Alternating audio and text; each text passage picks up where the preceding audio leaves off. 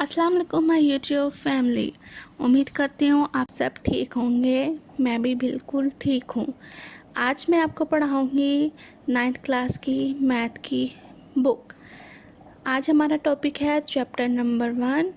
उसके बाद मैंने आपको पढ़ाई थी एक्सरसाइज नंबर 1.1। आज हम डेफिनेशंस देखेंगे और एक्सरसाइज 1.2 देखेंगे। आइए चलिए हम अपनी वीडियो शुरू करते हैं।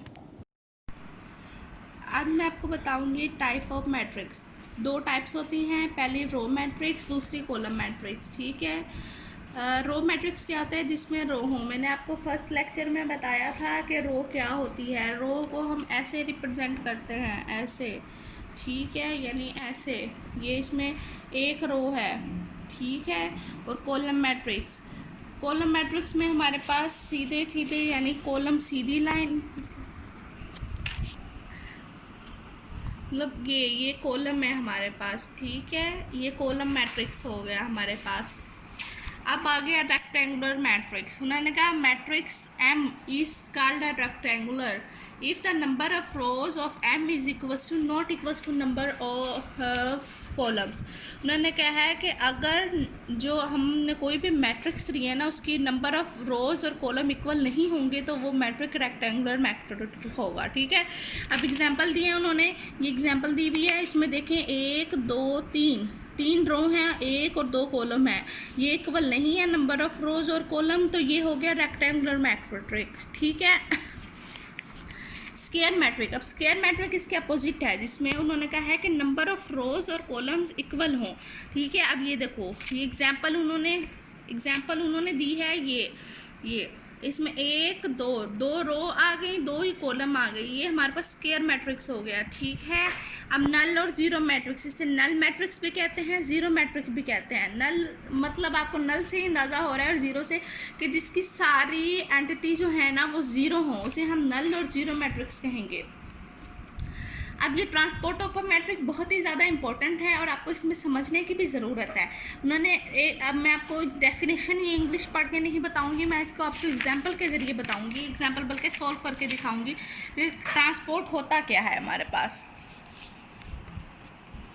हमें एग्जांपल दी हुई है उन्होंने।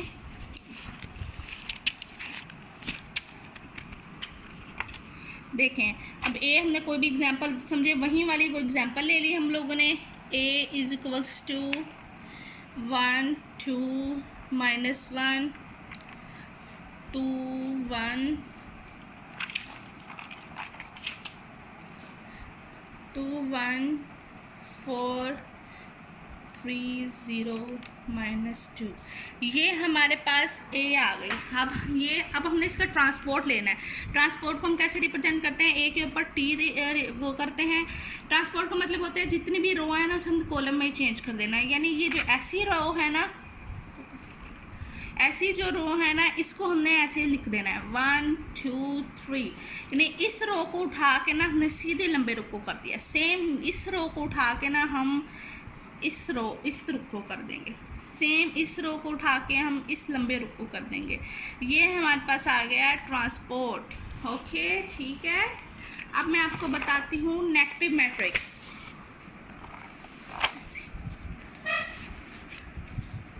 Negative of a matrix. Let A be a matrix, then its negative minus A is obtained by changing the sign of infinity. Negative matrix क्या होता है कि हमने साइन चेंज करना होता है। ए हमें उन्होंने मैट्रिक्स दिया हुआ है, उसके साथ हमने माइनस ए लगाया। मतलब जो हमने प्लस का साइन है उसे माइनस में कर देना है, माइनस को प्लस में कर देना है। अब देखिए 1 के साथ प्लस था, हमने माइनस कर दिया। -2 के साथ माइनस था, हमने प्लस कर दिया। इसी तरह हमने सारी कर दी। ये होता है हमारे पास नेगेटिव मैट्रिक के साइन को हमने चेंज कर देना। अब सिमेट्रिक मैट्रिक, ये भी बहुत इंपॉर्टेंट है। अब आप सिमेट्रिक मैट्रिक समझें। Square matrix symmetric if it is equals to it transport matrix. देखें, अब ये हमें इन्होंने मैट्रिक्स दिया हुआ है। मैंने आपको अभी ऊपर बताया ट्रांसपोर्ट कैसे लेते हैं कि रो को उठा के कॉलम में लिख देते हैं। 1 2 3 ए था, हमने इसका ट्रांसपोर्ट लिया 1 2 3। ठीक है, ये हमने ट्रांसपोर्ट लिया। अब ये दोनों देखें, ये ए और ए का ट्रांसपोर्ट सेम होगा, तो ये हम इसको कहते हैं सिमेट्रिक मैट्रिक। अगर तो वो सेम ना आए तो उसे हम कहते हैं it is not a symmetric matric. Okay,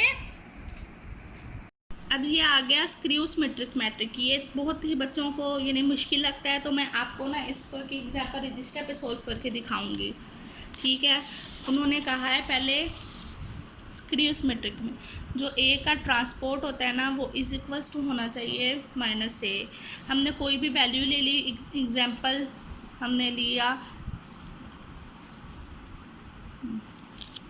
हमने ले लिया ए हमारे पास है 0 -2 -3 2 0 -1 3 1 0।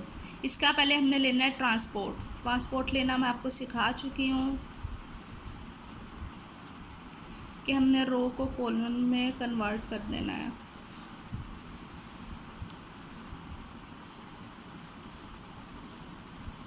ओके स्टूडेंट्स, अब देखो ए का जो ट्रांसपोर्ट है ना वो इक्वल होना चाहिए माइनस ए का। पहले अब हमने ये वैल्यू लिखी, अब हमने इक्वल डाला, ठीक है, माइनस ए का ये जो ए है ना इसके हमने यानी लगाना है माइनस लगाना है इसके साथ।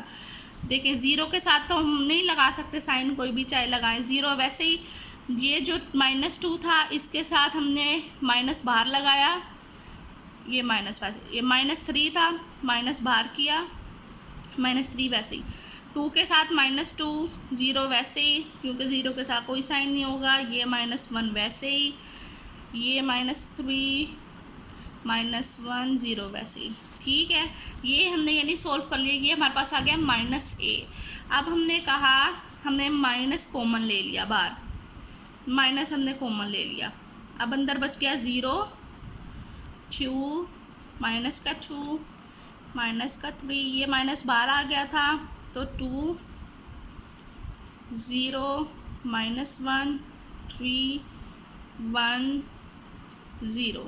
ओके, ये आ गया, ये इज इक्वल्स टू -a, यानी a का ट्रांसपोर्ट जो है ना वो इक्वल आ गया -a। अब आप देखें क्या ये a का transport is equals to -a अगर होगा तो उसे हम कहेंगे कि ये आ गया स्क्रू सिमेट्रिक मैट्रिक्स। ओके, ये देखें ये इधर भी बताया हुआ है,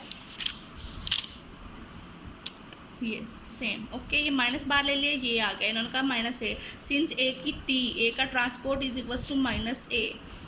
ओके, ये स्क्रू सिमेट्रिक मैट्रिक आ गया। डायगोनल मैट्रिक क्या हो गया? डायगोनल मैट्रिक देखें, डायगोनल मैट्रिक में आता है कि अगर स्क्वायर मैट्रिक के इस कार्ला diagonal matrix if at least any one of the entity इस डायगोनल इज नॉट 0। अगर कोई भी एंटिटी, ये सारे देखें 0 0 सब 0 0 है, सिर्फ एक ही ये जो लाइन जा रही है एंटिटी ये 0 नहीं है, अगर वो 0 ना होगी तो वो आ जाएगा हमारे पास डायगोनल मैट्रिक। ठीक है, इसी की तरह स्केलर मैट्रिक है, diagonal matrix is called a scalar matrix if all the entities are same। ऊपर था कि कोई भी एक 0 ना, और नीचे देखें अब यहाँ पे के है ना, यानी एंटिटी सेम ऐसे आ रही हो ना तो वो स्केलर मैट्रिक्स हो जाएगा। अब यहाँ पे 2 2 सेम आ रही है, स्केलर मैट्रिक्स हो जाएगा। अब आइडेंटिटी मैट्रिक्स में होता है कि ये जो अपोजिट ऐसी लाइन जाती है ना ये आपके पास 1 होनी चाहिए, ठीक है, यानी 1 सेम आने चाहिए, तो इस डोनेटेड बाय आई, इसको हम आई से भी डोनेट करते हैं। ओके, और यहाँ पे 1 आएगी तो इसे हम आइडेंटिटी मैट्रिक कहेंगे, अदरवाइज़ नहीं। ठीक है, अब हम एक्सरसाइज सॉल्व करेंगे 1.2। ओके, मैंने कहा from the following matrix identify unit matrix, row matrix, column matrix और नल मैट्रिक्स। अब ए देखें, ए सारा 0 का 0 है, ठीक है, ये हमारे पास नल मैट्रिक्स आ गया। मैंने भी आपको डेफिनेशन में पीछे बताया था कि अगर सारे 0 हों तो वो नल मैट्रिक्स होता है या 0 मैट्रिक्स होता है। अब ये जो दूसरा था बी, इसमें रो आ रही है, एक रो बनी है, ये रो मैट्रिक्स हो गया। थर्ड वाला सवाल ये कॉलम है, एक कॉलम है इसमें, ये कॉलम मैट्रिक्स। अब ये यूनिट मैट्रिक्स देखें, यूनिट मैट्रिक बनता है 1 0 0 1, ये हमारे पास यूनिट मैट्रिक हो गया। ओके, ये यूनिट मैट्रिक हर जगह यही रिप्रेजेंट होगा। और नल मैट्रिक्स ज़ीरो है, ई वाला ज़ीरो है क्योंकि इसमें ज़ीरो ही है तो हम इसे नल मैट्रिक्स कहेंगे। एफ भी कॉलम मैट्रिक हो गया क्योंकि इसमें कॉलम है। अब ये 1.2 का क्वेश्चन नंबर 2 आ गया। फ्रॉम द फॉलोइंग मैट्रिक हमें आइडेंटिफाई करना है। ये हमें सवाल दिए हुए हैं, ये मैं आपको बुक पे ही समझाऊंगी। देखें पहली मैट्रिक्स देखें, 1 2 3, 3 कॉलम है 2 रो हैं। आपको डेफिनेशन में मैंने बताया था कि जिसमें नंबर ऑफ़ रोज़ और कॉलम्स इक्वल ना हो वो हमारे पास रेक्टेंगुलर मैट्रिक होता है। तो हमने इसके ऊपर बी लिख लिया कि ये रेक्टेंगुलर मैट्रिक्स है। अब सेकंड वाला देखें, इसमें एक कॉलम है, ठीक है, सिर्फ एक कॉलम है तो इसे हमने कह दिया कि ये कॉलम मैट्रिक्स हो गया, इसके ऊपर हमने डी लिख लिया। अब ये जो थर्ड है इसमें देखें 2 ही रो हैं 2 ही कॉलम है तो ये हमारे पास स्क्वायर मैट्रिक्स हो गया क्योंकि स्क्वायर मैट्रिक्स में number of rows is equals to number of columns होती है। इस पर हमने ए लिख लिया।